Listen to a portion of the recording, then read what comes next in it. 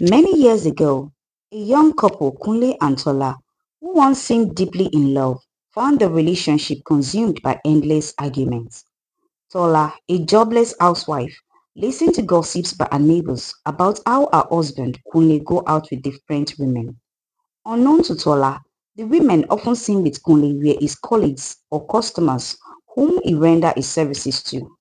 Tola made life unbearable for Kunle as a result of this, and their once happy marriage began to turn sour. Unable to reconcile their differences, they made the heartbreaking decision to go their separate ways, each one bitterly blaming the other. The events that led to their separation happened one hot afternoon. Kunle had gone out to work, and a neighbor had told his wife Tola to come with her. Together, they went to a nearby restaurant where they found Kunle and a beautiful young lady discussing. Tola left thinking the lady was Kunle's girlfriend. When she got back home, Tola took out Kunle's expensive clothes from the wardrobe and set them on fire. They are clothes Kunle had kept for special occasions, and she knows that is the only way she could get back at him for what he did to her. She also packed some of his expensive shoes and threw them into the blazing fire, and she watched it burn. Some minutes later, Kunle got into the compound to find his clothes and shoes burning while Tola watched. He wondered why she would burn his new clothes and shoes. "What are you doing? Are you out of your mind?" Kunle asked as he tried to put out the fire. "You must think I'm a fool. You left me and your kids to go out with another woman, and you expect me to sit down here and watch? I have all the evidence of your escapades. You will not know peace in this house if you continue to cheat on me." "Woman, I have told you many times to leave if you are not okay with my lifestyle, but you have refused to leave. Why do you have to stay here if you don't trust me? Do I look like a kid who you can control? You better be ready to pay me for the clothes you burn or I will deal with you." Tola moved closer to Kunle, daring him to lay his finger on her. Kunle, sensing that he might beat her up, clenched his fist tightly, subduing his anger.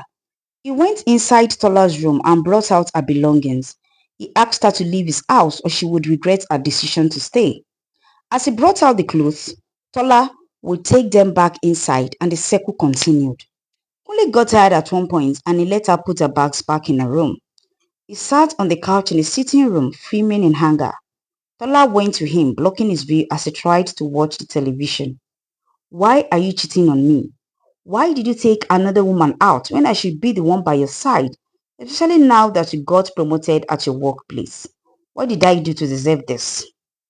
"I have always told you that listening to gossip will not do you any good. If you can't trust me after 5 kids, then what's the point? Maybe we should get divorced. I am tired of all this." "Oh, really? Is that what you will say to everything I've said?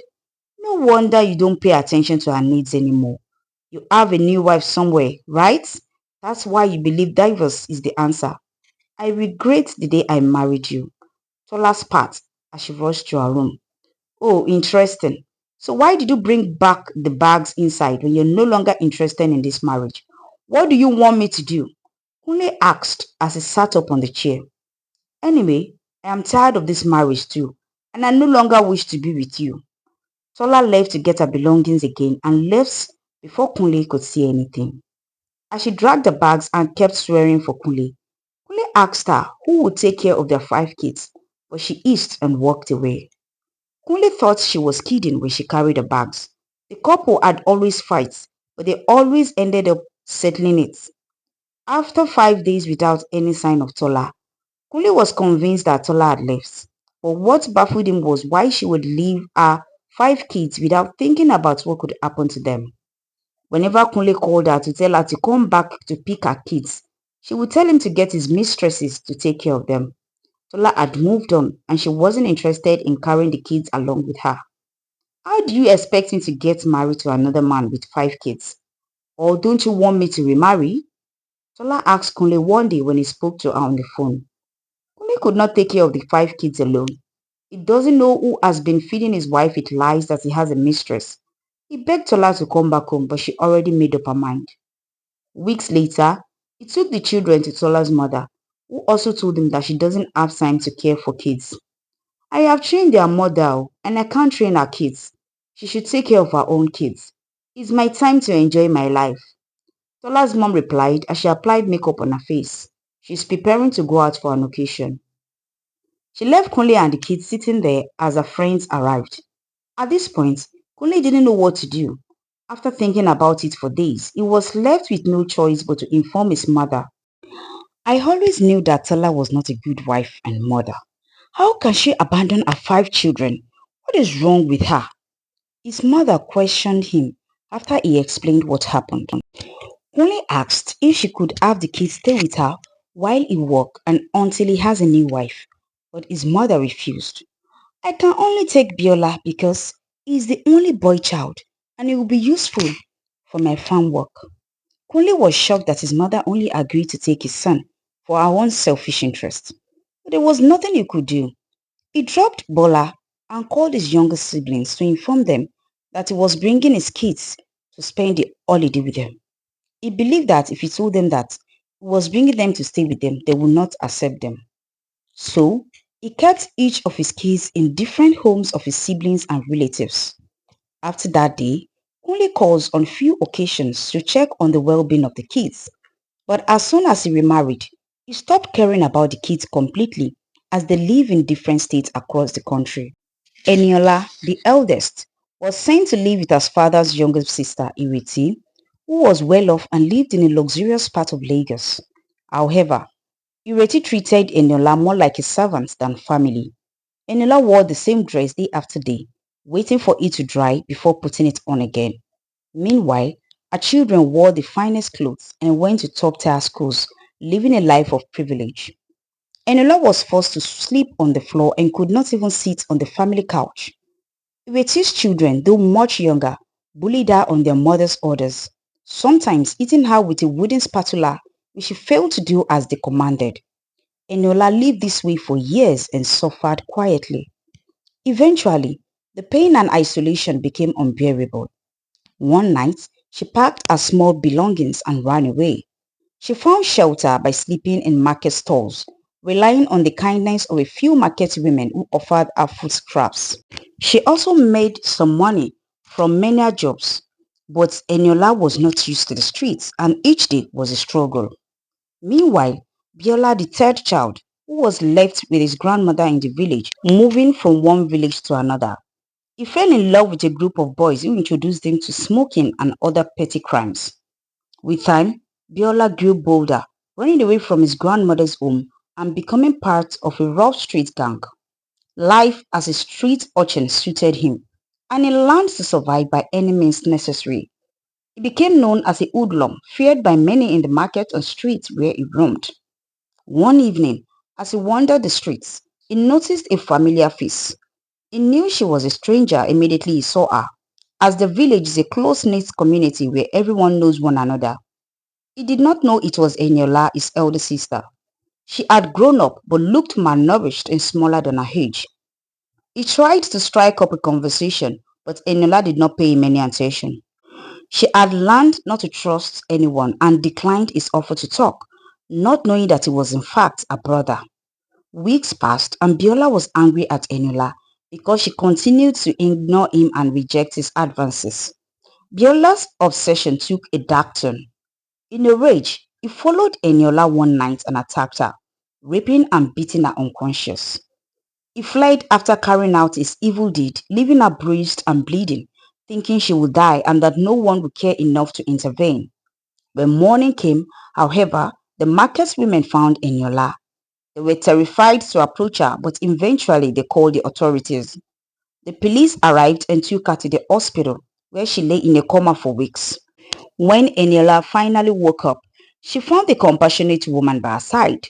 Mrs. Bewaji, a human rights advocate who had heard about Eniola's case and felt compelled to help.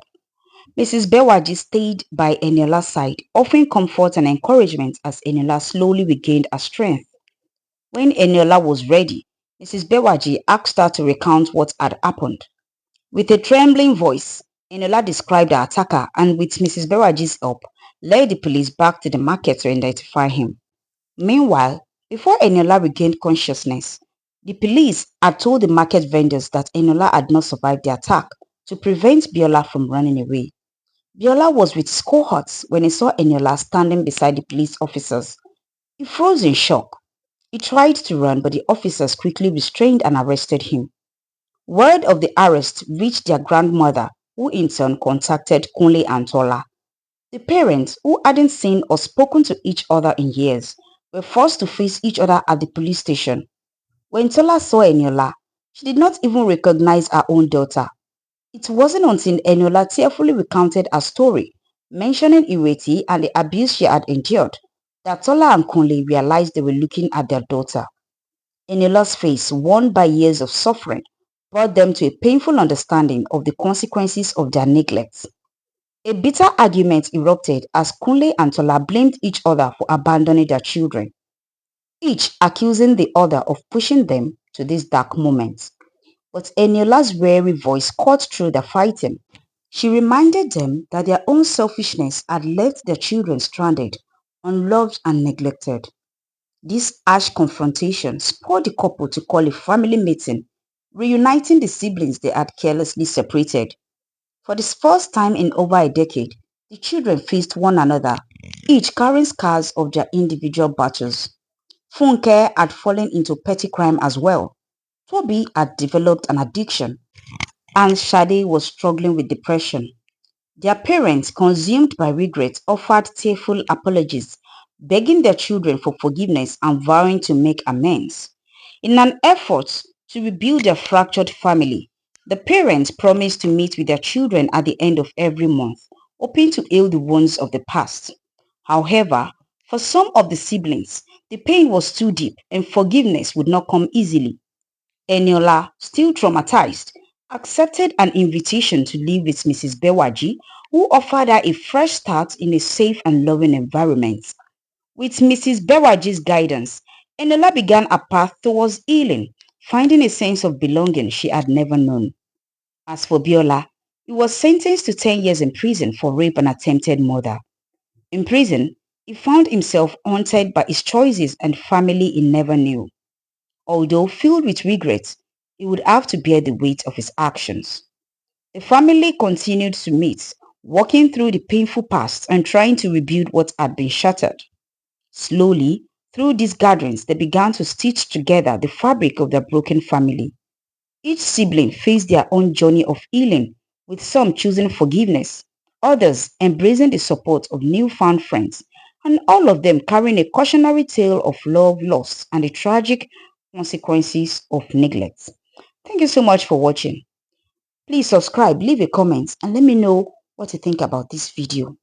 Enjoy the rest of your day. Bye.